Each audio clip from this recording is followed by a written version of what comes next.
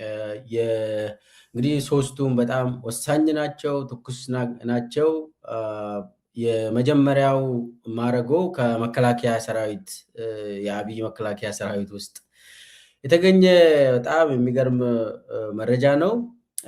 እሱም ብርሃኑ ጁላ ጡረታ ሊወጣ እንደሆነ እና ተተኪውም እንዲዘጋጅ እንደተነገረውና እሱም ሽርጉድ እያለ እንደሆነ እሱን ትንሽ እነማናቸውን ምለውን እሱን ትንሽ እናወራለን። ሌላው ደግሞ ሰሞኑን ጌታቸው ረዳ እዚህ አሜሪካ ነበር። ባሳለፍነው ሳምንት ዓርብ ዕለት ነው ፍራይዴ ወደ አዲስ አበባ የተመለሰው። ምን ሲሰራ ነበር? ተሳካለት? ከጦርነት ጋር ምን ሲሰራ ነበር? እሱንም አንዳንድ ሰብሰብ ያደረኩት መረጃዎች አሉ። ሌላው ደግሞ የብልጽግና ምክክር ጉባኤ ብጥብጥ ነበር። የሆነ አንድ ቡድን ብጥብጥ ነበር። እሱንም ምንድነው እስከ ፉጨት ሁሉ የደረሰ ብጥብጥ ነበር። የሚያስቅ ነገር ነው። አብይ የሰበሰባቸው ካድሬዎች ሊደባደቡ ሁሉ የደረሰበት ጉዳይ ነው። እሱ ላይም የሰበሰብኩት ነገር አለ። እስከ መጨረሻ ድረስ ተከታተሉኝ እያልኩኝ ቻናሉን ሰብስክራይብ ያላደረጋችሁ ሰብስክራይብ አድርጉ። ላይክ፣ ኮሜንት፣ ሼር ማድረግ እንዳትረሱ። ግን ከሶስቱ መረጃዎቼ አስቀድሜ የሚያሳዝን በድሮን የተገደሉ ገዳማውያን ኢትዮጵያ ውስጥ አሉ። የሚያሳዝን ነው። በተለይ በአማራ ክልል ሰሞኑን ከኢትዮጵያ ኦርቶዶክስ ቤተክርስቲያን ሁሉ መግለጫ ወጥቷል እና በጣም የሚያሳዝን ነው። እንደው በኢትዮጵያ ይህንን ዜና በቃ በየጊዜው ነው የምንሰማ። ያሳዝናል። እንደው ከቤተክርስቲያን አካባቢ አባቶች፣ እናቶች፣ ገዳማውያን፣ ሴቶች ሳይቀሩ ሲገደሉ በየጊዜው እንሰማለን። በቃ አይ ምናምን ብለን ነው የምንተው። ሌላ ዜናም ይመጣል እንደዛው እየተባለ በጣም የሚያሳዝን ነው። እንግዲህ ይሄ ኢትዮጵያ ብቻ ነው የሚካሄደው። የሃይማኖት ሰዎች ገዳማውያን በገዳም ተጠልለው የሚኖሩ እናቶች፣ ሞኖክሳት በድሮን ሲጨፈጨፉ ኢትዮጵያ ውስጥ ነው እንደዚህ አይነት ነገር ያለ። እንደው ዩክሬን ውስጥ ወይ ራሽያ ውስጥ እንደዚህ አይነት አሰሙ። ትልቅ ጦርነት የሚካሄድባቸው ሀገሮች ውስጥ አሰሙ። ግን ኢትዮጵያ ውስጥ የሃይማኖት አባት እንደዚህ ይገደላል። ሞኖክሳት እናቶች፣ ያልታጠቁ እናቶች ይገደላሉ። እንግዲህ 2 እናቶች እንደተገደሉ በጣም የሚያሳዝን፣ 4 አካባቢ በጣም ትልቅ ጉዳት እንደደረሰባቸው ሰማን። የኢትዮጵያ ኦርቶዶክስ ቤተክርስቲያን ፓትርያርኩ አዘም መግለጫ አውጥቶ እንደው ይሄ ነገር እንዲቆም በየጊዜው ይማጸናሉ። እሳቸው ምንም ማድረግ አይችሉም። ስልጣኑ በእጃቸው አይደለም። ፓትርያርኩ ያላቸው ስልጣን መገዘት ነው፣ መናገር ነው። ለህዝበ ክርስቲያን ለሁሉም ኢትዮጵያውያን በየጊዜው ይናገራሉ። ይሄ ነው በቃ ከዛቸው የሚጠበቀው ይሄ ነው።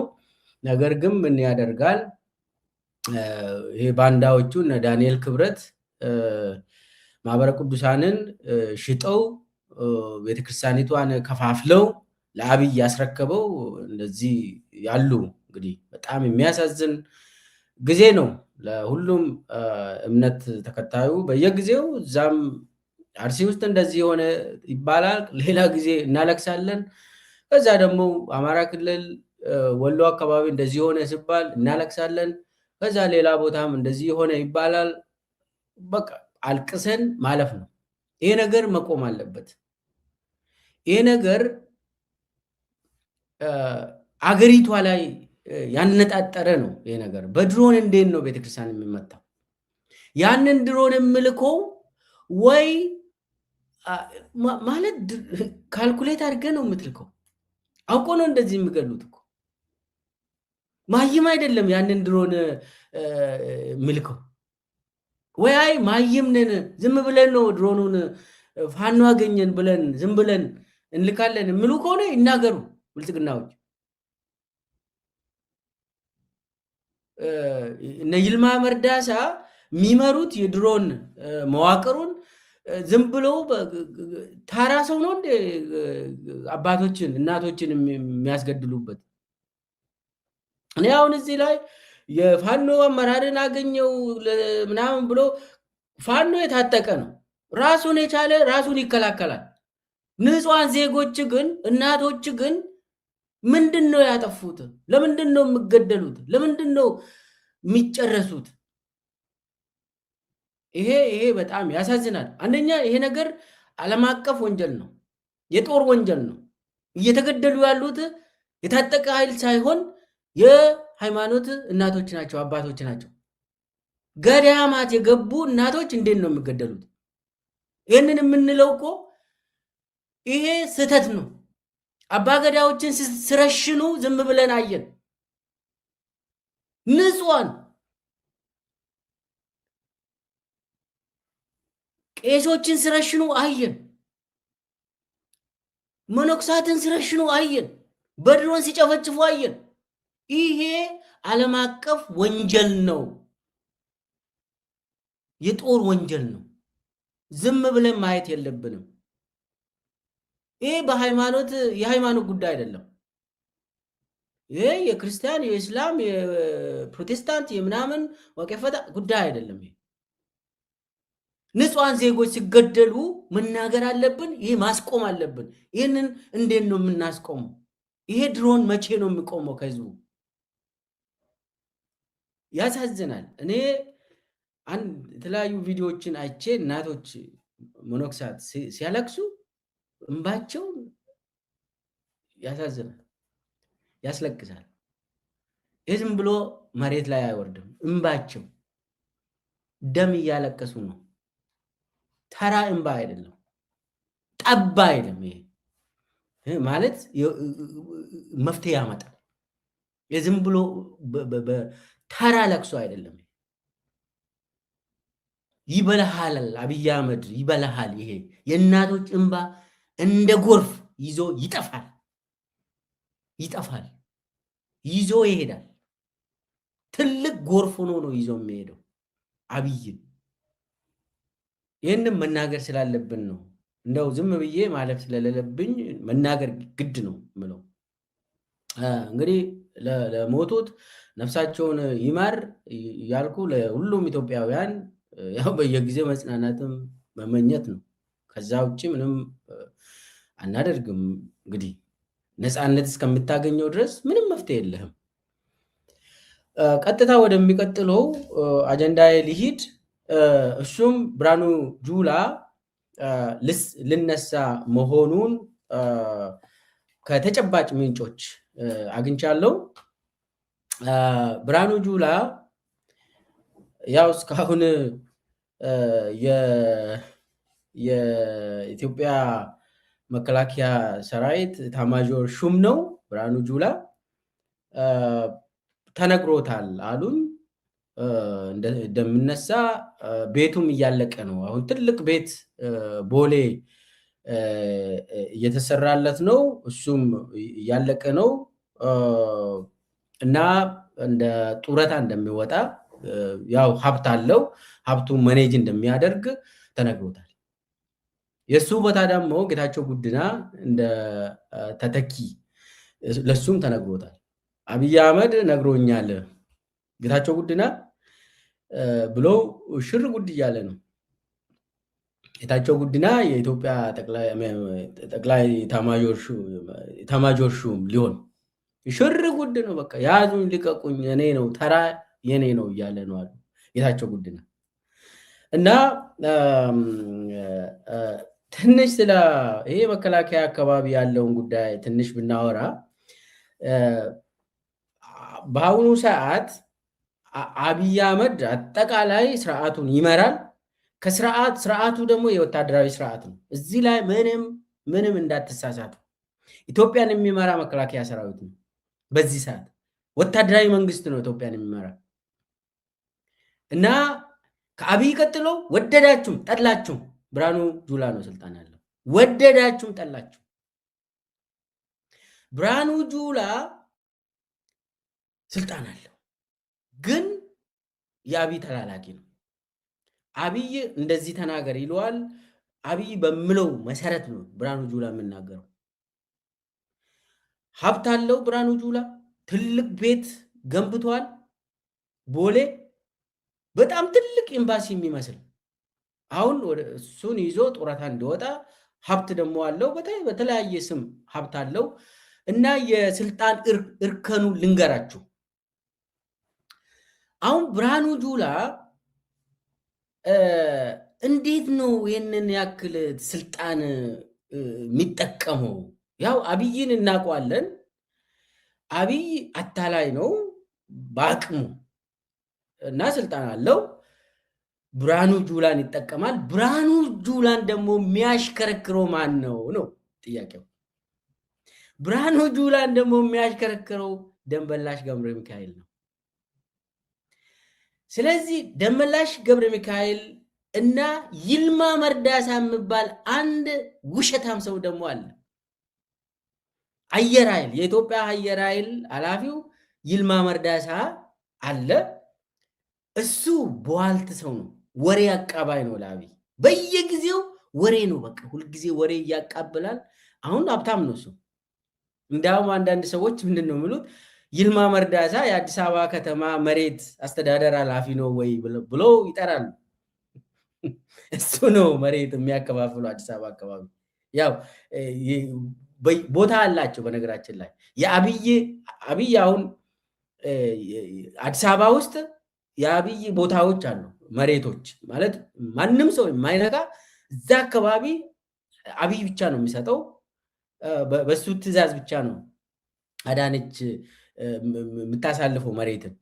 የተለያዩ ቦታ ደግሞ የይልማ ክፍለ ከተማዎች አሉ። የነ ብርሃኑ ጁላ እና የነ ደመላሽ ሪል ስቴቶች ያሉ ደግሞ አሉ። ተከፋፍለው ነው የሚመሩት መሬቱን። እና እዚህ እንግዲህ የስልጣን ትክክለኛው ዋነኛው ስልጣን መዋቅሩን ካያችሁ አብይ አህመድ ከላይ ይቀመጣል። እሱ ስር ደግሞ ኪንግደሞች አሉ። ይህ ዋና ኪንግደሙን አጠቃላይ ኪንግደሙን የሚመራው ብርሃኑ ጁላ ነው። አሁን ብርሃኑ ጁላ ይልማም እሱ ስር ነው። ግን ደግሞ አልፎ እሱን አልፎ ከአብይ ጋር አንዳንድ ወሬዎችን ያቃብላል። ብርሃኑ ጁላን ደግሞ የሚያሽከረክረው ደመላሽ ነው። ስለዚህ እነኚህ ሶስቱ ሰዎች ወሳኝ ናቸው ኢትዮጵያ ውስጥ። ብርሃኑ ጁላ፣ ደመላሽ ገብረ ሚካኤል ፌዴራል ፖሊስ ላይ ያለው እና አየር ኃይሉ ይልማ መርዳሳ፣ ሶስቱ የአብይ ጉልቻዎች በቃ እነዚህ ናቸው። እነዚህ ናቸው። በእጃ ዙር በእንትን በኩል ደግሞ ትንሽ ወረድ ካላችሁ ሹማ አለ። ሹማ አብደታ የልዩ ኮማንዶ የነዚህ ይሄ ሹተሮችን የሚያዘው ሹማ አብደታ ነው። እሱን ከፈለጋችሁ መዋቅሩን ሌላ ጊዜ ማውራት እንችላለን። ነገር ግን በስልጣን ደረጃ ብርሃኑ ጁላ ቀላል ሰው አይደለም ለማለት ነው። ያው ተላላኪነቱ አብይ የሚለውን ብቻ ነው የሚያደርገው። አብይን ወንበር ላይ መጠበቅ ነው ዋናው እንትናቸው፣ ግባቸው አብይን ወንበር ላይ መጠበቅ፣ ከዛ ወዲህ መዝረፍ፣ መግደል፣ ማሰቃየት፣ ማፈናቀል ስራቸው ነው የሚሆነው። አብይን ግን ስልጣን ላይ መጠበቅ ነው። ሙቶ ተማሙቶ የሚያወሩትን ከአብይ ነው የሚወስዱት። በየጊዜው አፕዴት ይደረጋሉ፣ አቅጣጫ ይሰጣቸዋል። በዛ መሰረት ነው። ከላይ የሚሄድ ነገር የለም፣ ከታች ነው የሚመጣ። ከአብይ ነው ሁልጊዜ መልእክት የሚመጣ እንጂ ከነሱ አብይ እንደዚህ ብናደርግ ብሎ ለአብይ አይነግሩም። አሁን ብርሃኑ ጁላ እድገቱን ያው ታውቃላችሁ። እንግዲህ ፊልድ ማርሻል ነው የተባለው። ፊልድ ማርሻል ቀላል አይደለም፣ ለብርሃኑ የሚሰጥ ታይትል አይደለም። እንደው ፊልድ ማርሻል የሚሰጠው ሰው በጦርነት አዲስ ግኝት ያገኘ ሰው፣ የማይቻል ነገር የቻለ ሰው ነው ፊልድ ማርሻል ተብሎ የሚሊተሪ ሳይንስ የሚሊተሪ አርት አዲስ ነገር ለዓለም ያበረከተ ሰው ነው እንደዚህ አይነት ትልቅ 5 ስታር ወይ ወደ ፊልድ ማርሻል የሚባለው ትልቁ ታይትል የሚሰጠው። አሁን ብርሃኑ ጁላ በህይወት ታሪኩ በህይወት ዘመኑ ምንድን ነው ያበረከተው? ምን የትኛው ጦር አሸንፎ ነው ፊልድ ማርሻል የተባለው? ምንም አላሸነፈም። ሁልጊዜ ተሸነፈ፣ ይሸነፋል ሁልጊዜ። በታሪኩ ሽንፈት ነው። በቃ ሁልጊዜ ይሸነፋል። እስከ ቅርብ ጊዜ ድረስ እንኳን የትግራይ ጦርነት ተሸንፎ ወጣ። የኦሮሚያን 2 ሳምንት ውስጥ ሸኔን አጽድቼ ይመለሳለሁ ብለው ፓርላማ ላይ ቃል ገብቶ 2 ሳምንት ውስጥ ከቤጊና ከግዳሜ ምናምን አጽድቼ ይመለሳለሁ ብሎ ቃለ መሃላ ፈጽሞ ፓርላማ ላይ ይኸው 7 ዓመቱ ሙሉ የኦሮሞ ነፃነት ሰራዊት ሸኔ ይሉታል እነሱ እየተዋጋ ነው። የኦሮሞ ነፃነት ሰራዊት ግዛቱን እያሰፋ መጥቶ የብርሃኑ ጁላ አፍንጫ ስር ደርሷል። ሱሉልታ በቃ ሽንፈት ነው ለማለት ነው። ይሄ የሱ ስራ ሽንፈት ነው። ፋኖ ላይ ዝቶ በቃ ከዚህ በኋላ የሆነ ትንሽ ነች የምትቀረው፣ እሷን ደግሞ ለቀም አድርገን እንጨርሳለን ይላል። ነገ ደግሞ የሱ ኮሎኔሎች ኢንተርቪው ይደረጋል በፋኖ እና ሽንፈት ነው በቃ የሱ እና ዛሬ ተነግሮታል። ብርሃኑ እንደሚነሳ እሱም ያውቃል። ለምን እሱ ባለሀብት ስለሆነ ሀብታም ስለሆነ ዛሬ ገንዘቡንም እንዲበላ ይፈቀድለታል። ስለዚህ ተነስ ከተባለ ይነሳል ማለት ነው። አሁን ሀብት ስላለው እዛ ስልጣን ላይ ሙጥኝ ብሎ የሚቀር ሰው አይደለም። ሲጀመር ሎቶሪ የወጣለት ሰው ስለሆነ ሎቶሪውን ደግሞ ይዛል። ከዚህ በኋላ እችን ደግሞ ይዘ ቁጭ ብለ እኛን ያማከርክ ምናምን ገንዘብን ትበላለ ተባለ ይቀበላል ማለት ነው። ጊዜው የጌታቸው ጉድና ሊሆን ነው። ጌታቸው ጉድና እንግዲህ አሁን ትንሽ ወደ ኋላ መለስ ብለን ጌታቸው ምስራቅ እዛ አካባቢ ነበር። ጨፍጫፊ ነው ጌታቸው ጉድና። ያው ከስዕሉ ላይ ታገኛላችሁ። በቀኝ በኩል ያለው በዛኛው በኩል ብርሃኑ ጁላ ነው፣ በዚህኛው ደግሞ ጌታቸው ጉድና ነው። ጌታቸው ጉድና ምስራቅ እዝ በነበረበት ጊዜ ኳርተር ስር ነበር። በሶማሌ በሐረርጌ በዚህ አካባቢ ብዙ ሰዎች ያለቁበት ጊዜ እሱ ነው የሚመራ እና ጨፍጫፊ ነው፣ በጣም ጨፍጫፊ ነው። በኋላ ደግሞ ይሄ ጭፍጨፋውን ስላካሄደ የሳሞራ የኑስ አሁን የአብይ አማካሪ ማለት ነው፣ ያኔ የመከላከያ ኤታማዦር ሹም የነበረው ሳሞራ የኑስ ጥሩ ጨፍጫፊ በመሆኑ ጌታቸው ጉድና የአጋዚ ክፍለ ጦር ማዕከላዊ ማለት ነው፣ ይሄ ስፔሻል ኮማንዶ ይባላል። አሁን የአጋዚ ክፍለ ጦር ዋና አዛዥ አድርጎ በጣም የባሰ የሚገሉ ማለት ነው። አጋዚ ደግሞ ያለ ይሄ ኦሮሞ ፕሮቴስት፣ አማራ ፕሮቴስት በነበረበት ጊዜ አጋዚ በጣም ሰውን ሲጨፈጭፍ ነበር። አጋዚውን የሚመራ ጌታቸው ጉድና ነበር እና ጌታቸው ጉድና በኋላ ደግሞ ለውጥ መጣ። ለውጥ ስመጣ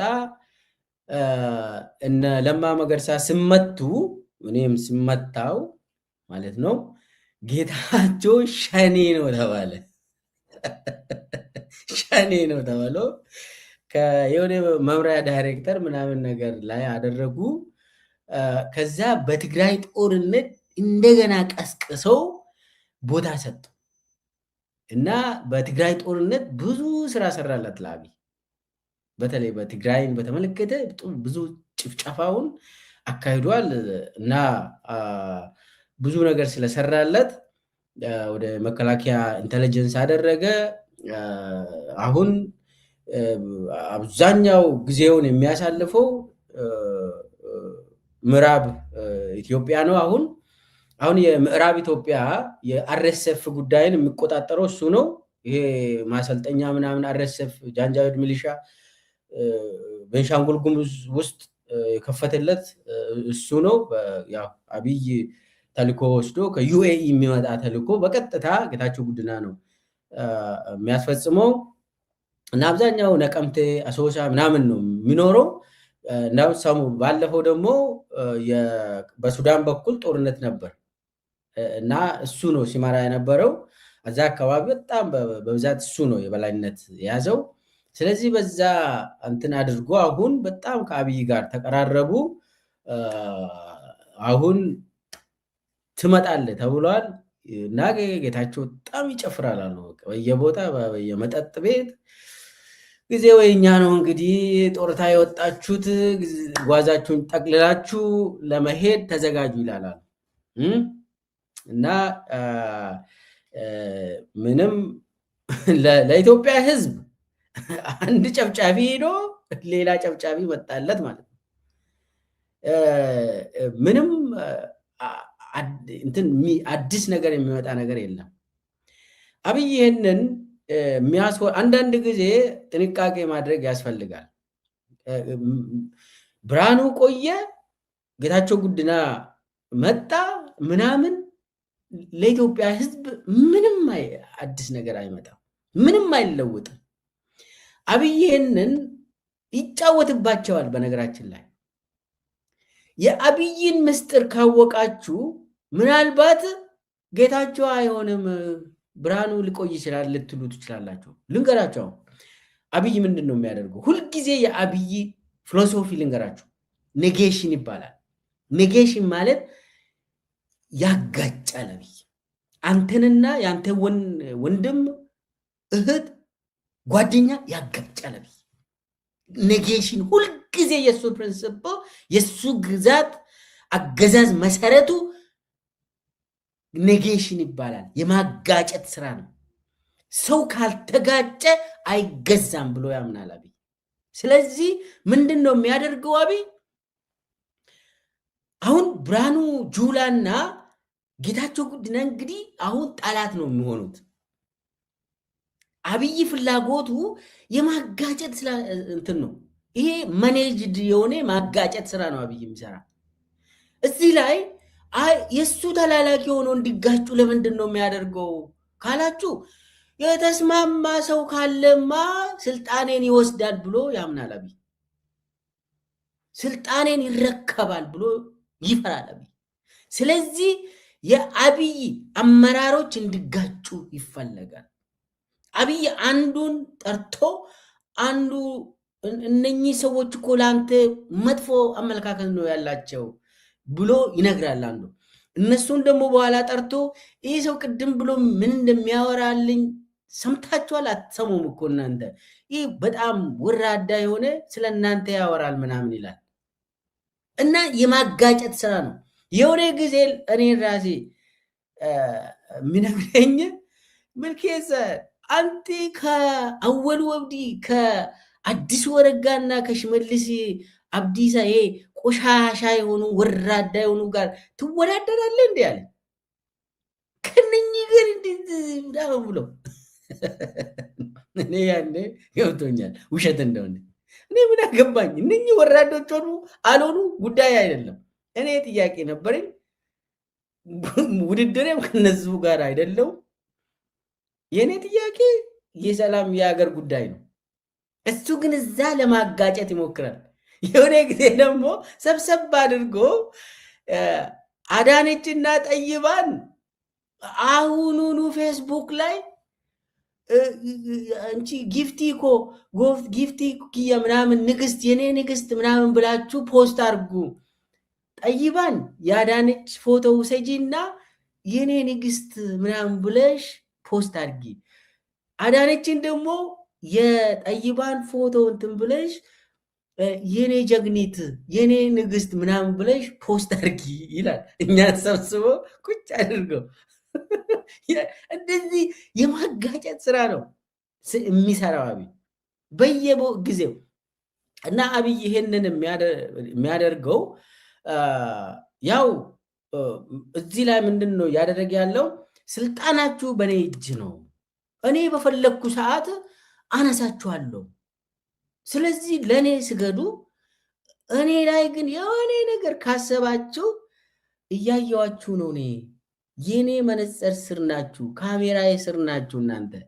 ስለዚህ እኔ በምላችሁ መሰረት ግደሉ ካልኳችሁ መግደል፣ ተነሱ ካልኳችሁ መቆም፣ በቃ እነዛ አይነት ሰው መሆን አለባችሁ ብሎ በየጊዜው እክሌን አንተን እንደዚህ ያደርጋለሁ እክሌ ደግሞ ዋጋ የለውም ይላል። አሁን ብርሃኑን ደግሞ ይህኔ ጠርቶ እዛ ዝም ብሎ የሸኔ ጌታቸው ጉዲና የሚያወራውን ተው ምናምን አንተ ስራን ቀጥል ምናምን ሊል ይችላል። አሁን ያረጋገጥኩት ከሁለት ቦታ ነው። በጣም ከፍተኛ አመራር አካባቢ ያሉ ያረጋገጥኩት በአደባባይ ለጌታቸው እንደተነገረው ጌታቸው ራሱን እንዲያዘጋጅ ምናምን እንደተባለ ነው። ይህ ነገር በተደጋጋሚ የመጣ ነው። ምናልባት ሊያደርግ ይችላል ወይ ደግሞ ሊቆይ ይችላል። ሁኔታውን አይቶ ነው አብይ እንደዚህ አይነት ሹምሽር የሚያደርገው። ወይ አሁን የትግራይ ጦርነቱን ከጀመረ ወዲያውኑ ሊለውጥ ይችላል። ብርሃኑ ዋጋ እንደሌለው አይቷል። ብርሃኑን ሊያነሳ ይችላል። የትግራይ ጦርነት ከተጀመረ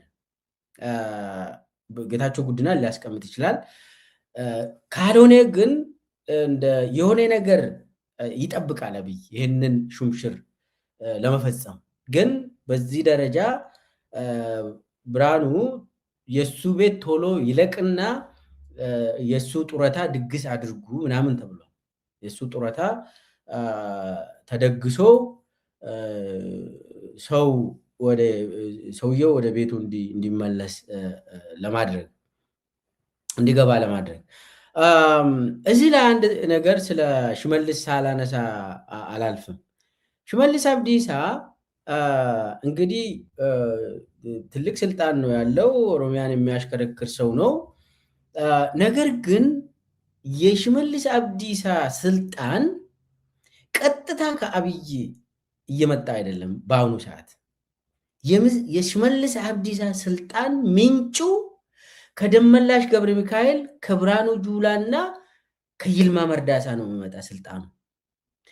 የነሱን ይሄ በአፋን ኦሮሞ ሀርመሆዳ ይባላል። ይሄ ጡት እነሱን ጡት የሚጠባ ሶስቱን ጡት ይጠባል እና በዛ መሰረት ነው ስልጣኑን እንትን የሚያደርገው ኦሮሚያ ላይ።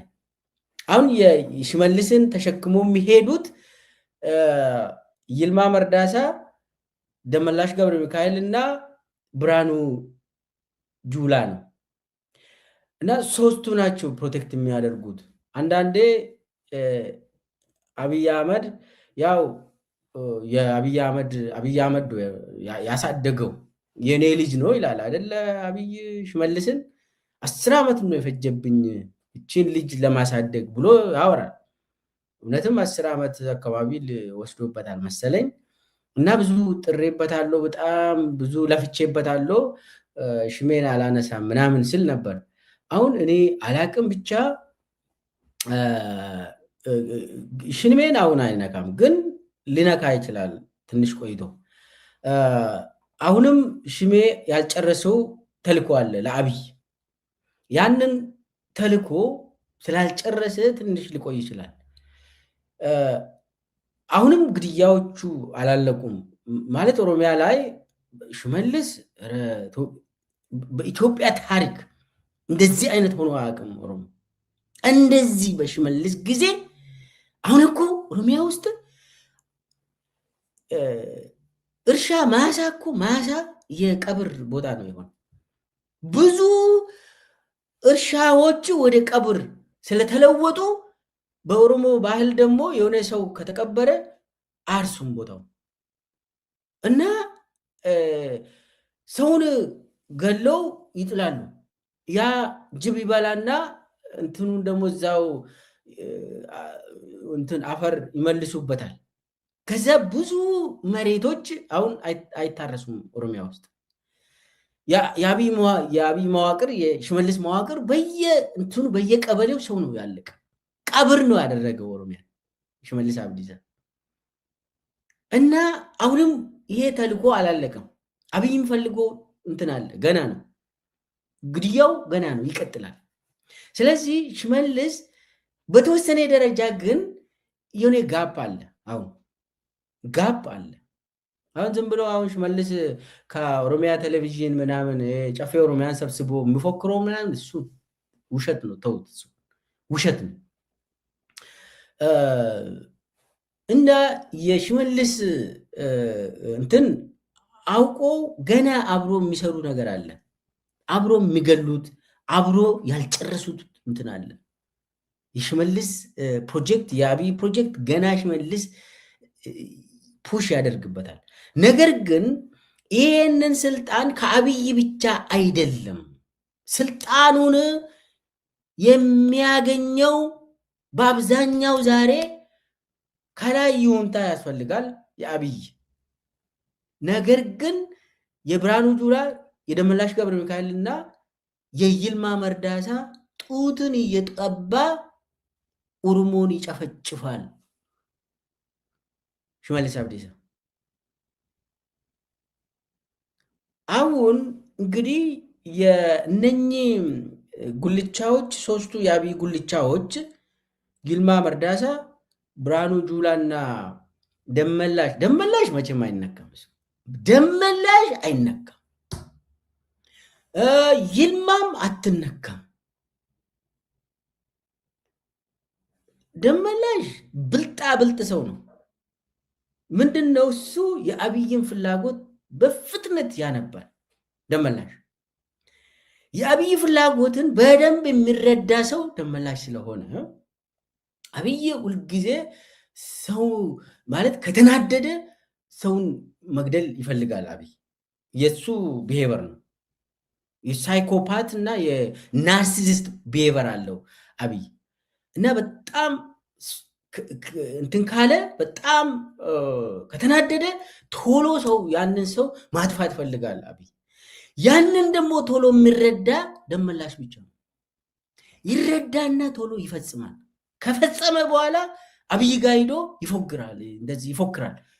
አደረግኩት እኮ ሰውየውን በቃ ከዛ አብይ ደስ ብሏል። አብይ በጣም እኔ እናንተ ብቻ ነን የምንናበበው ይላል አብይ። እና አንድ ያችን ከፈጸመ በኋላ 1 ዓመት ምናምን ዘጭ አድርጎ ስልጣኑን ይይዛል ደመላሽ። ከዛም ቆይቶ ያ ውለታ ፌድ እያደረገ ሲሄድ አሁንም ደመላሽ ቆይቶ የአብይን እንትን ያነባል። የቱ ጋ ነው የአብይ ፍላጎት በዚህ ሰዓት ምንድን ነው የሚፈልገው ብሎ ያነብና ማን ነው መጥፋት ያለበት ብሎ ካነበበ በኋላ ያገኛል ቶሎ። ከዚያ በኋላ እልም ያደርግና በንጋቱ ሂዶ ይፎክራል አብይ ጋር እኔ ሰውየውን በቃ እኔ ነኝ ምናምን እያለ ቀጥልበት ምናምን ይለዋል። ከዛም 6 ወር 1 ዓመት ምናምን ማንም ሰው የደመላሽ ስም አይነሳም። የተከበረ ስም ነው ይባላል። በቃ በዚሁ ይቀጥላል። ስለዚህ ደመላሽ አይነካውም። የደመላሽ በጣም ሲኒየር ጉዳዮች ስለሆነ በአገር ደረጃ የሚታዩ ወንጀሎች ስለሆኑ የደመላሽ ጉዳይ ብዙም ከአብይ ጋር አይጣሉም። ይህንን ማወቅ አለባቸው። ሌላው ሊታይ ይችላል። የጊዜ እንትን አይቶ ቆንጆ ሰው ከተገኘ እንትን ያደርጋል። እሱ ብዙ በተለይ በኦሮሚያ ደረጃ ሰውን ጨፍጭፈ ምናምን ነገር አብይ እዚህ ግባ አይደለም። ሰው 1 ሚሊዮን አለቀ 2 ሚሊዮን አለቀ ኦሮሚያ ውስጥ። ምን ደግሞ ኦሮሞ ቢያልቅ ምን እንደውም መደሰት ያለበት ኦሮሞ ራሱ ነው ብሎ የሚያወራ ነው አብይ። እና ስለዚህ ብርሃኑ ጁላ ሊታይ ይችላል።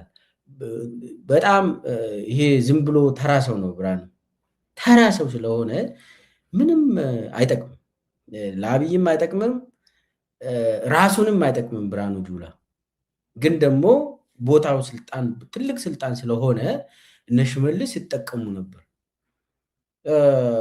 አዲሱ እንግዲህ ብርሃኑን የሚተካ ጌታቸው ጉዲና እንግዲህ የበላይነቱን ይቆጣጠራል ማለት ነው። ስለዚህ የአብይ ስልትን ማወቅ አለባችሁ። ይህ የማጋጨት ስራ ነው። አብይ ሁልጊዜ ኔጌሽን ነው።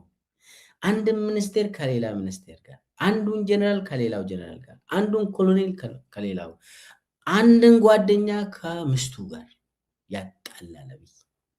ይህ ኔጌሽን ነው የሚፈልገው። ሁልጊዜ ችን ታገኛላችሁ። አሁን የአብይ ጓደኛ የሆናችሁ ከአብይ ጋር የምትሰሩ ሰዎች ይህንን ታውቃላችሁ፣ ታውቃላችሁ። ይህንን በፍጥነት ሰዓቴም እየሄደ ነው።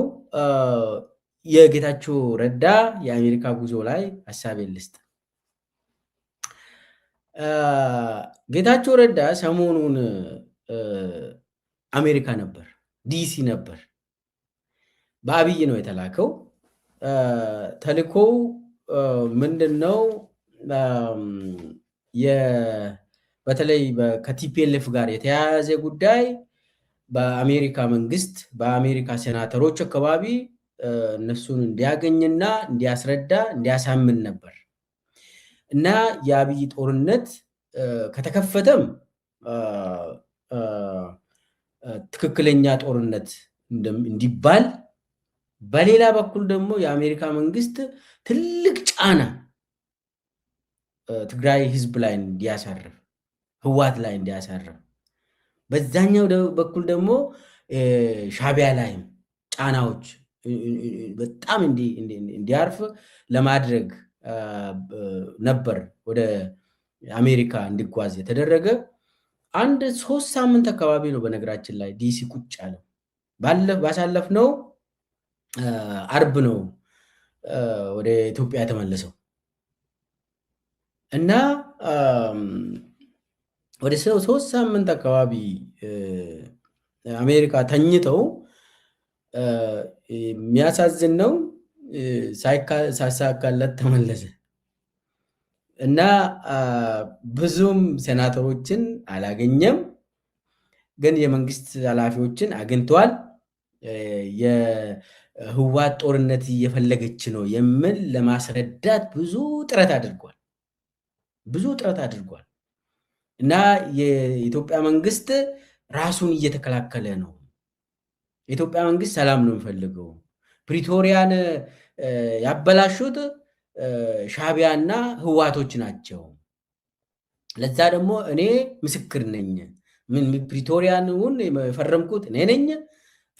እኔ እንደው ትግራይ አመራር በነበርኩ ጊዜ ይሄ ፕሪቶሪያ እንዳይፈጸም ሲያደርጉ የነበሩት የትግራይ ቲዲኤፍ ጀነራሎች ናቸው ብሎ በአሜሪካ ደረጃ ይህንን አሉባልታ ሲያወራ ነበር። እንደው እኔ እዚህ ላይ የትግራይ ህዝብ በጦርነት በጣም ተሰቃየ። የ2 ዓመት አስከፊውን ጦርነት አየ የትግራይ ህዝብ። ከዛ በኋላም መልኩን የቀየረ ጦርነት ቀጠለ።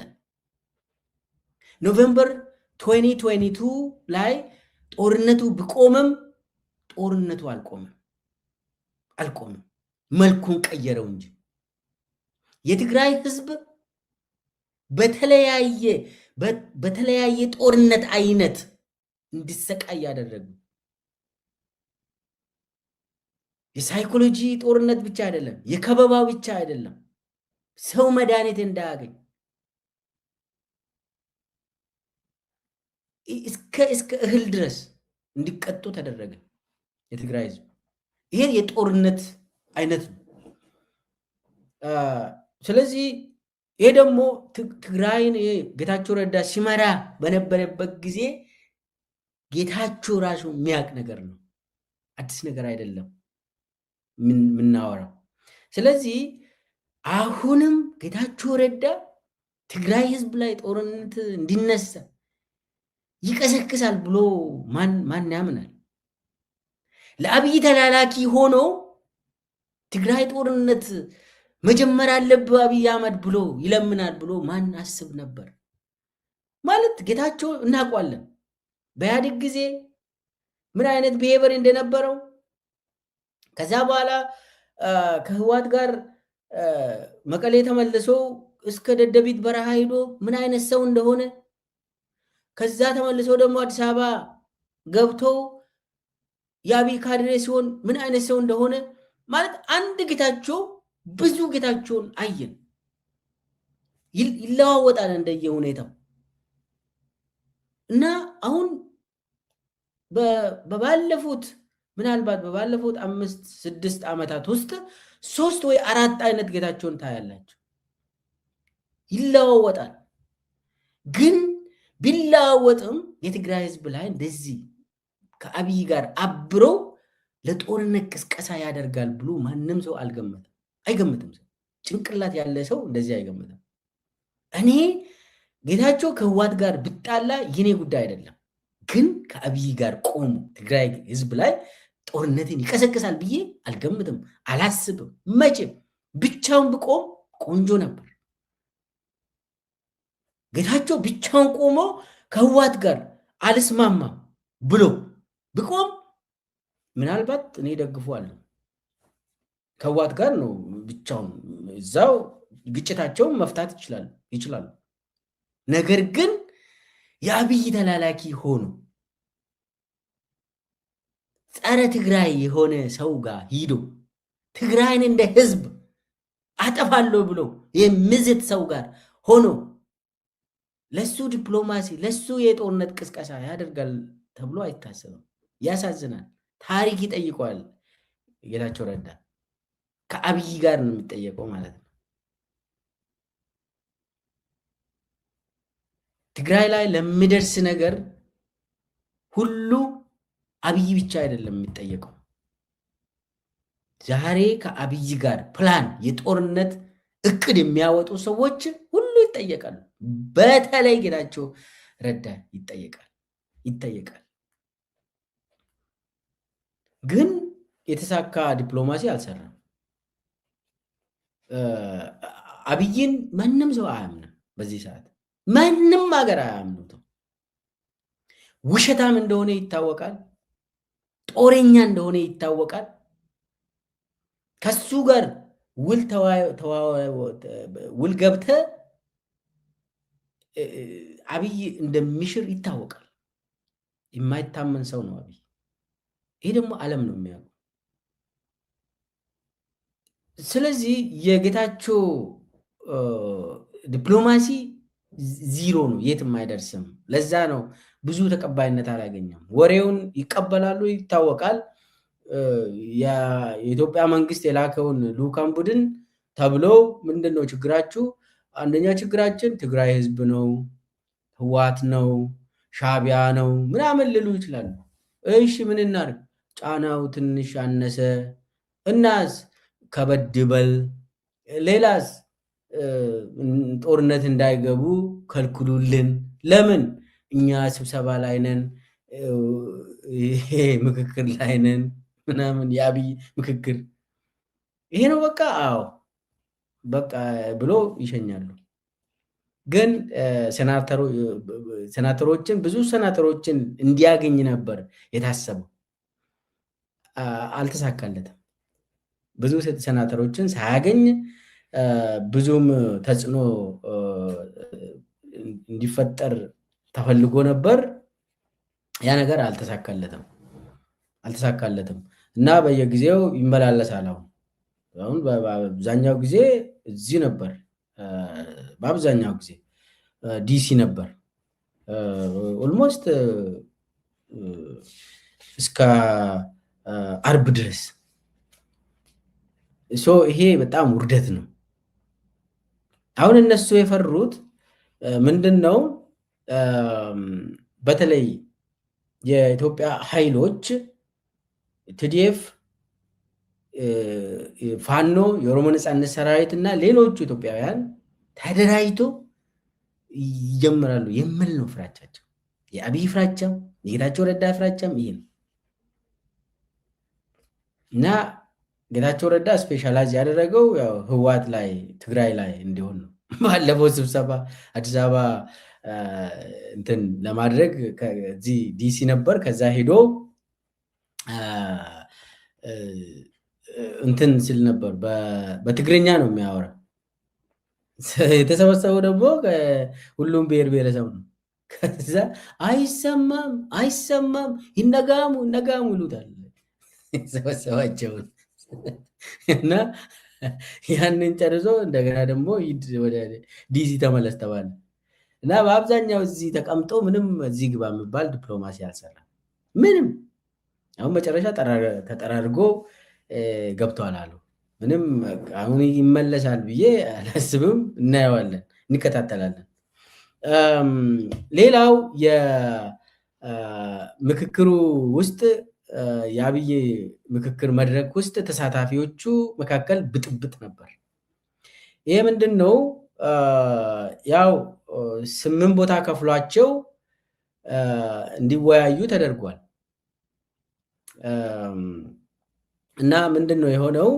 ከ8ቱ ያው 500 500 500 8 ቦታ ነው ተከፋፍለው እንትኑ ወደ መጀመሪያ 5 አድርጎ ትንንሽ ቡድኖች አድርጎ ከዛ 10 አድርጎ ከዛ 50 አድርጎ ከዛ 200 ምናምን አድርጎ አሁን እየሄዱበት ነው እና እንደዛ የሆነ ወደ 200 ደረጃ 250 ሲደርስ አንድ ቡድን ላይ ብጥብጥ ተነሳ። ያ ብጥብጥ አይ ቲንክ ያ ብጥብጥ አብዛኛው ከኦሮሚያ እና ከአዲስ አበባ የተወጣጡ ያው የብልጽግና ካድሬዎች ናቸው። ሁለቱ ብጥብጥ በብልጽግና ካድሬዎች መካከል ነው እዚህ ላይ የሆነ እና ሁለቱንም ደግሞ አደራጅቶ ያስገባው አብይ ራሱ ነው። ሁለቱንም ብልጽግና ራሱ አደራጅቶ እዛ ውስጥ ደግሞ ብጥብጥ ተነሳ እና መኔጅ የሆነ ብጥብጥ ነው። አሁንም ልብ በሉ። በተለይ የኦሮሚያዎቹን ምንድን ነው የሚሉት? አዲስ አበባ የኦሮሚያ አካል ትሁን እንዲባል እንድሉ አብይ ራሱ ነው የሚነግራቸው። ከዛ በኋላ የአዲስ አበባ ተወላጆች ተብሎ በአብይ ተደራጅቶ የገቡ ደግሞ አይ አዲስ አበባ ከኦሮሚያ ነፃ ትውጣ የሚል አቋም እንዲይዙ እዛ መካከል ግጭት እንዲፈጠር ከዛ የኦሮሚያዎቹ አይ ሙተን እንገኛለን አዲስ አበባ የኦሮሚያ ካልሆነች ምናምን ብሎ እስከ ፉጭት ድረስ ምንድን ነው የተባለው? እንደውም አዲስ አበባ የኦሮሚያ አካል ካልሆነች እኛ ወደ ጫካ እንገባለን ባለ አንዱ እንደዛ አለ። ከዛ ሌላው በፉጭት እንትን ሁሉ ተደረገ። ከዛ የአዲስ አበባ ነፃ አውጪ ግንባር ተብሎ እዛው የተቀመጡ ደግሞ አንገታችን ነው የምንሰጠው፣ አዲስ አበባ ከኦሮሚያ ነፃ ትወጣለች አሜን ተባለ። ግጭቱ በጣም እንዲፋፋም ተደረገ። በኋላ ምንድን ነው የሆነው? ከፈለጋችሁ የአዲስ አበባ ነፃ አውጪ ግንባር ተብሎ የተዋቀሩ አሉ። በነገራችን ላይ ዋናው ሀሳብ የሚያነሱት ኦሮሚያ ላይ ብቻ እንዲያነሱት፣ ከኦሮሚያ የሚመጡ ደግሞ ምን ሀሳብ መግለጽ እንዳለባቸው ሁሉ ይህ ተጠንቶ ተጽፎ የተሰጣቸውን የሚያወሩ እና እንትኑ ደግሞ ዋናው ዓላማቸው ከዛ ወጥተው ህዝብ መካከል እንዲገባ ነው የሚፈልጉት። ህዝቡ ይህንን ግጭት እንዲሸምት ነው የሚፈልጉት እና ከዛ በኋላ የብልጽግና ፓርቲ በፍጥነት ስብሰባ አድርገው የራሱ አባላት ስለሆኑ ይህንን የሚበጠብጡ ከዚህ በኋላ አቁሙ ተባለ። አቁሙ፣ ቀጥላችሁ ደግሞ እንደዚህ የምትበጠብጡ ከሆነ እናባራችኋለን ምናምን ብሎ እንትን አደረጉ። አሁን ዋዜማ ሬዲዮ ሁሉ ዘግቦታል። የብልጽግና ፓርቲ በምክክር ጉባኤው ስለሚይዘው አቋም በዚግ ተወያየ የሚል ይሄ እንግዲህ ምክክሩም የብልጽግና ጉባኤ ነው ወዳጆች። ያው ኮር የተባለው የተጋጨውን ቡድን ነው የሰበሰቡት። የተጋጨውን ትንሽ ከመስመር የወጣ ቡድን ሰብሰብ አድርጎ ከመስመር እንዳትወጡ ነገር ግን እንትኑ ፍትጊያው ይቀጥል ነው የተባሉት። ከዛው የነበሩ ሰዎች ናቸው የሚነግሩ። ብልጽግና ፍትጊያው ይቀጥል ነው የተባለው፣ ነገር ግን ከመስመር እንዳትወጡ። ዋናው አብይ የሚፈልገው እዛው ይሄ ፍትጊያው ወደ ህዝብ እንዲሄድ ነው። ወደ ህዝብ ማለት አጨቃጫቂ ሀሳብ ስለሆነ ህዝቡም እንዲጨቃጨቅ ይፈለጋል። ዋናው ይሄ ብሔራዊ ምክክር ምናምን የሚባለው አጀንዳ ዳይቨርሽን ነው። ተናግሬያለሁ። የህዝብን አጀንዳ ዳይቨርት ለማድረግ የተዋቀረ ጉዳይ ነው። የጦርነት መሳሪያ ነው ይሄ ምክክር ራሱ። አብይ እንደ መሳሪያ ነው የሚጠቀመው ይሄንን ሰብሰባ አድርጎ።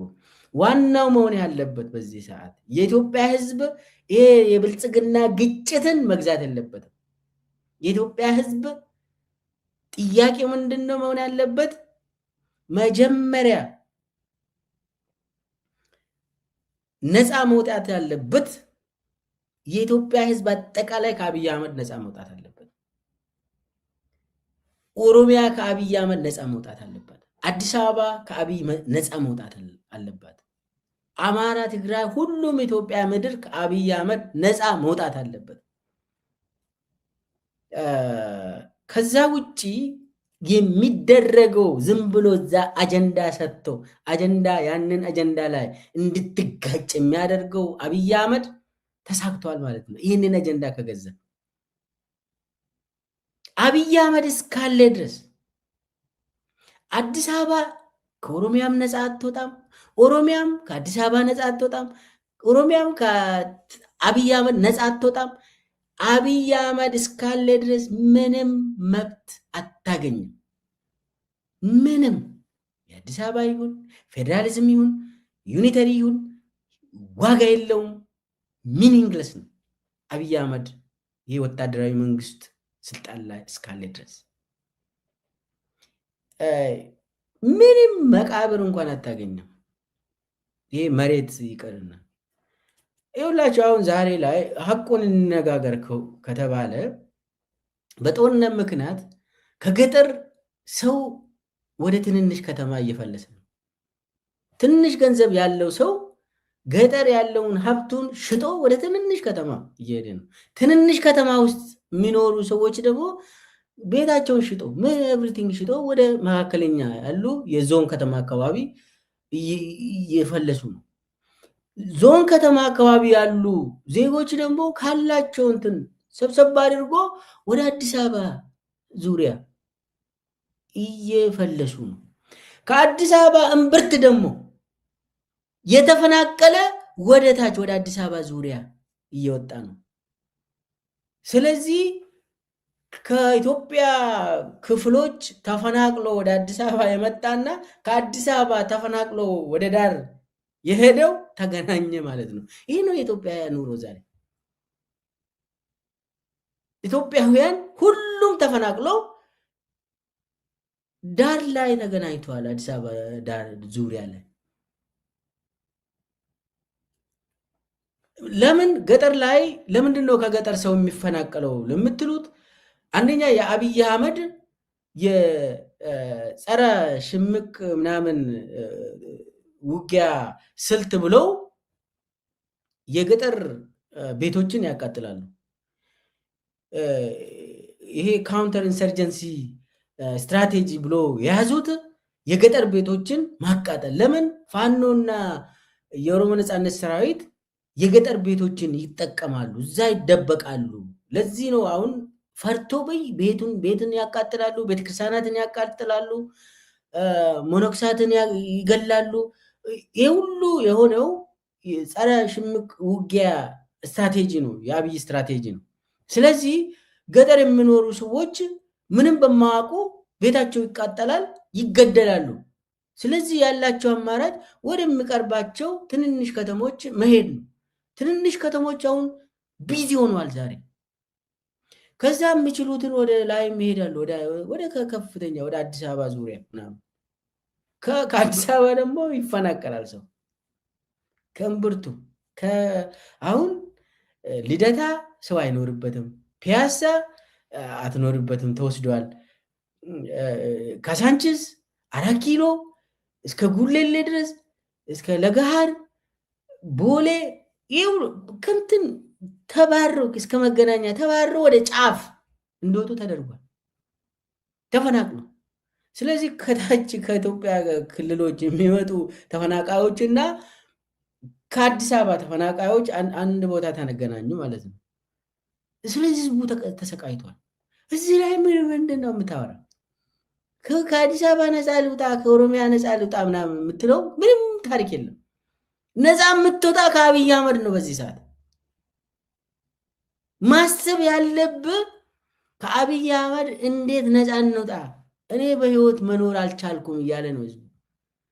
መቼ ነው መፈናቀሉ የሚቆመው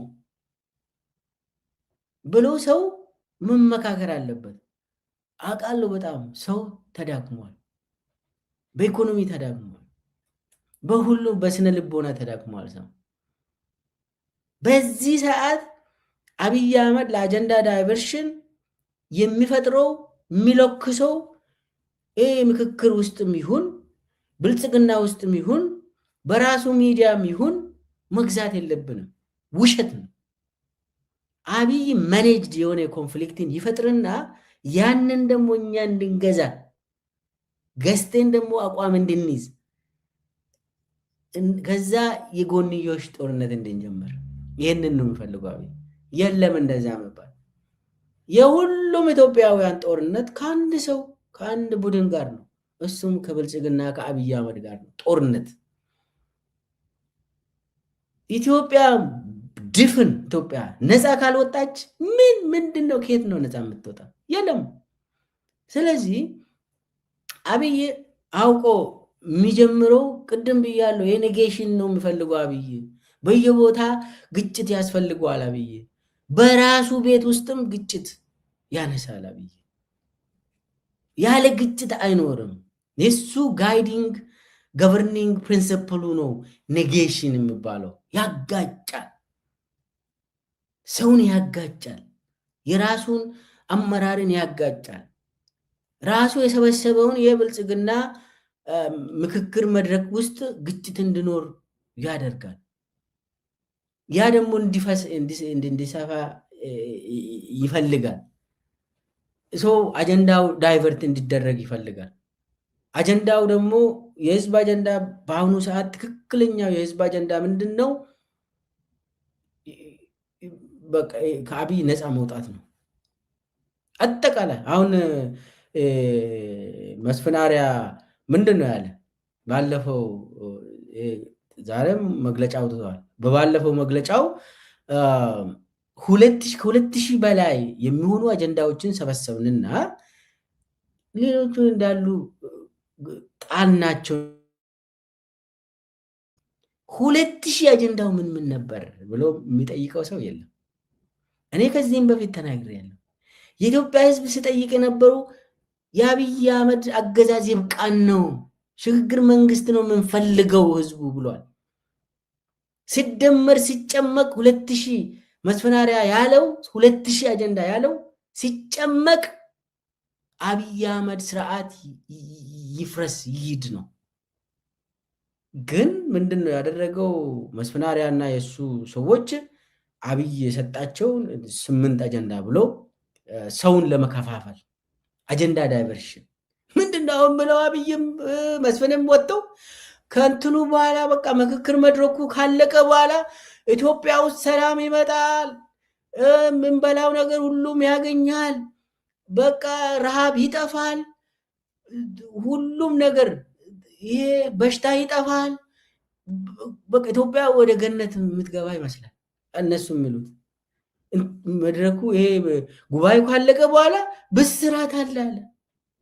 ምንድነው አብይ እኮ ለዛ እየተዘጋጀ ነው። እንኳን ደስ አለሽ ኢትዮጵያ ምናምን ብሎ ሊያወራ ለዘመናት አንቺ ላይ እንትን ሆኖ የነበረው ሰቆቃና ስቃይ ዛሬ በልጆች ምናምን ብሎ መግለጫ ይሰጣል አብይ። አሁንም የአብይ ንግግሮችን በኢቲቪ የሚተላለፉ ካዳመጣችሁ እንትኑ ጉባኤው ካለቀ በኋላ የኢትዮጵያ ሕዝብ የሚበላውን ሙሉ ያገኛል፣ የሚጠጣውን ያገኛል፣ ሰላም ይመለሳል። በቃ የሆነ እንትን ጸዳ ያለ ገነት የሚመስል ነገር ታገኛላችሁ። እንትኑ አጀንዳ ዳይቨርሽን ነው ያልኳችሁ።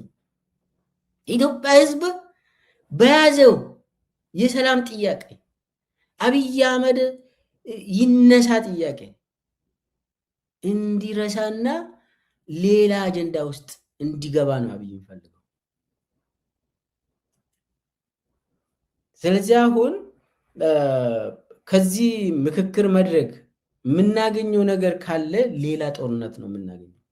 አዳዲስ ጦርነቶች ይጀመራሉ። የነበሩ ጦርነቶች ደግሞ የባሰ እንትን ያገኛሉ፣ ነዳጅ አግኝቶ ይፈላሉ። በየቦታው አዳዲስ ግንባሮች ይፈጠራሉ። በሶማሌ ክልልም፣ በአፋርም፣ በደቡብ ውስጥም በሁሉም አቅጣጫ አብይ ጦርነትን ይገጥማል። ስለዚህ ከዚህ ምክክር መድረክ የምናገኘው የሰፋ ጦርነትን ነው እንጂ አብይ ደግሞ በጦርነት የሚኖር ሰው ነው። በጦርነት ውስጥ ፕሬዝዳንት ለመባል የሚሮጥ ሰው ነው። ከዛ ውጭ ለኢትዮጵያ ሕዝብ ሰላም አይመለስም። አብይ አህመድ እስካለ ድረስ ሰላም አታገኝም። የአዲስ አበባ ነዋሪ ሆንክ የኦሮሚያ፣ የአማራ ክልል ሆንክ የትግራይ፣ የሲዳማ ክልል ሆንክ የቤንሻንጉል ጉሙዝ፣ ሶማሊያ፣ አፋር፣ ሁሉም ቦታ ሰላም አታገኝም። አብይ አህመድ የሚባል ሰው ቤተመንግስት እስካለ ድረስ ምንም ህልም የለህም፣ ሰላም የለህም፣ እህል አታገኝም፣ ምንም ነገር አታገኝም፣ ህልም የለህም፣ ተስፋ የለህም። ተስፋህን ያጨለመ አብይ አህመድ ነው። ስለዚህ አብይ የሚያቀርባቸው ከፋፋይ የሆነ አጀንዳዎችን በፍጹም ኢትዮጵያውያን መግዛት የለብን። በፍጹም የኛ የኢትዮጵያውያን ጥያቄ አንድና አንድ ነው። ይህ ስርዓት መገርሰስ ነው። ይህ ስርዓትን መገላገል ነው። የአብይ ስርዓትን መገላገል ቅድሚያ የሚሰጥ ጥያቄ ነው። የሁሉም ኢትዮጵያውያን ጥያቄ ነው። ደግሞ ማንም ሰው መሞትን ምን ቀረ? አሁን ሁሉም አልቆ በየቀኑ ዜናው ስለ ጭፍጨፋ ነው። ከፋፍሎን አዳግሞን መናገር ሁሉ አቃተን እኮ። ዲያስፖራውን እኮ ምን እንዳደረጉት አያችሁ አይደል? አያችሁ አይደለ? እዚህ ውጭ ሀገር የምንኖር እንደው ዲያስፖራ ምን ሞራል አለን? ያሳዝናል። አንዳንዴ ሐቁም መናገር ያስፈልጋል። የአብይ ክፍፍል እስከ ቤታችን ድረስ መጥቷል በየቦታ። ይህንን ከዚህ እንወጣለን፣ እየወጣን ነው። ደግሞ ምክክሮች እየተካሄዱ ነው። ከዚህ ይሄ ብዙ ሰው ሳያቅ ወጥመድ ውስጥ ገብቷል። ለዛ ነው አጠቃላይ ያዳከመን መጣ። አሁን አብይ የኢትዮጵያ ሕዝብ ተዳክመዋል፣ በዚህ ምንም አያመጣም። ስለዚህ የተደራጀው የትግራይ ይሄ ሰራዊት ደግሞ በዚህም በዛም ብለን እንትን እናደርጋለን ይላል። አይመስለኝም። የኢትዮጵያ ሕዝብ አልተዳከመም። የኢትዮጵያውያን ልጆች አልተዳከሙ። የተዳከመው የአብይ ስርዓት ነው። ራሱን ያቃል አላቅም ብቻ የአብይ ስርዓት በጣም የመጨረሻ ድክመት ላይ ነው ያለው። ለዛ ነው አጀንዳ ዳይቨርሽን በየቀኑ የሚሰጡን የውስጥ ድካማቸውን ለመሸፈን ምንድን ነው የሚሉት? ይህ እኮ ቀይ ባህርን ሊያመጣልህ ነው ምናምን ይላሉ። አስታውሱ፣ እቺን የቀይ ባህር ጥያቄ አሰብ ጥያቄ መቼ ነው የጀመሩት መሰላቸው? ፋኖ ላይ ጦርነት ሲያውጁ መለስ ብላችሁ ይዩት። ለምንድን ነው ችን አሰብ ይኸውላችሁ ህዋትን አጥፍቼ እመጣለሁ ብሎ ወደ ጦርነት አልገባም አብይ። ያንን አልቻለም። ተዋርዶ ተመለሰ አይደል? ከዛ ተዋርዶ ተመልሶ ደግሞ የአማራ ልዩ ኃይልና ፋኖ ትጥቁን ይፍታ አላለም? ምን ብሎ ያሳምን? ትልቅ አጀንዳ ይዞ መምጣት አለበት አብይ። ምንድነው አለ? እኔ አሰብን ሊያመጣላችሁ ነው ምናምን ብሎ ሰው በህልም እንጀራ እንዲኖር ውሸት የሆነ ደግሞ ከዩኤኢ ጋር የሚቀራረብ ከዩኤኢ ጋር የሚሰሩት ነገር ያንም በነገራችን ላይ ፋኖ ላይ ጦርነት ሲያውጅ የአማራ ክልል ላይ ጦርነት ሲያውጅ አብይ የሱዳኑ የእርስ በርስ ጦርነትም ተጀመረ። አንድ ላይ ነው ያ ነገር የተጀመረው እና አብይ ስለተዋረደ እናም የቀይ ባህር ጥያቄም የዩኤኢ ጥያቄ ስለሆነ በዚህ ላይ ደግሞ አማራ ህዝብ ላይ ጦርነት ስለታወጀ በሀገር ውስጥ ደግሞ ኢኮኖሚው ዚሮ ስለሆነ በትግራይ ጦርነት ምክንያት ትግራይ ጦርነት ላይ ደግሞ ህዋት ስላልተሸነፈች አብይ ስለተዋረደ የሆነ አጀንዳ አምጥቶ ማምለጥ አለበት። ያ አጀንዳ ምንድን ነው? አሰብን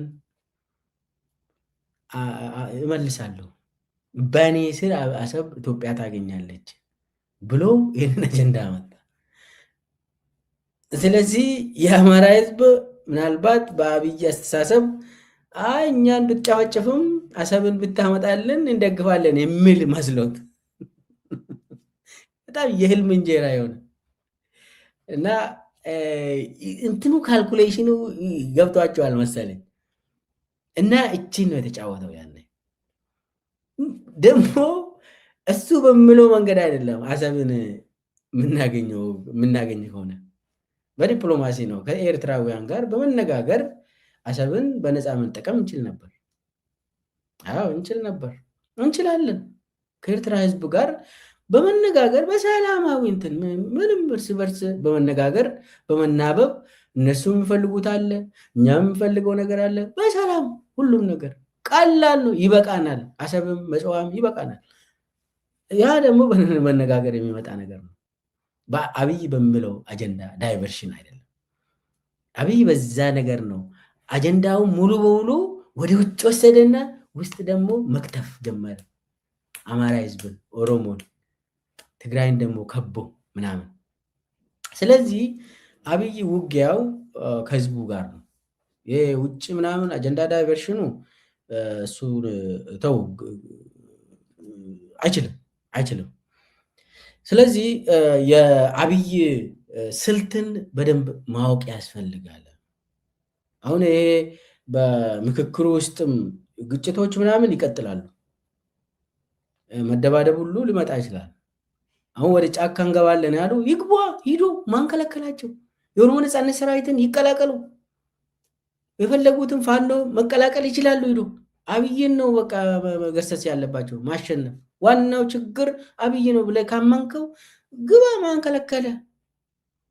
አውቀ ሙድ አትይዝ ስብሰባ ላይ።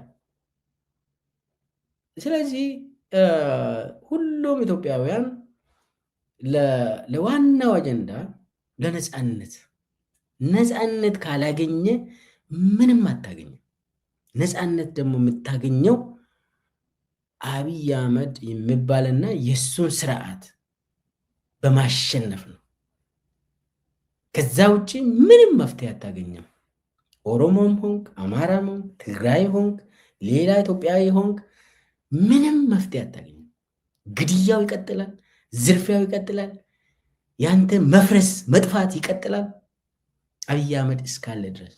ስለዚህ ስርዓቱን ማሸነፍ ላይ ማነጣጠር ነው እንጂ እሱ የሚያጎርሰን አጀንዳ መብላት የለብንም እያልኩኝ ፕሮግራሜን በዚሁ አጠናቃለሁ። እስከ መጨረሻ ድረስ ስለተከታተላችሁኝ ከልብ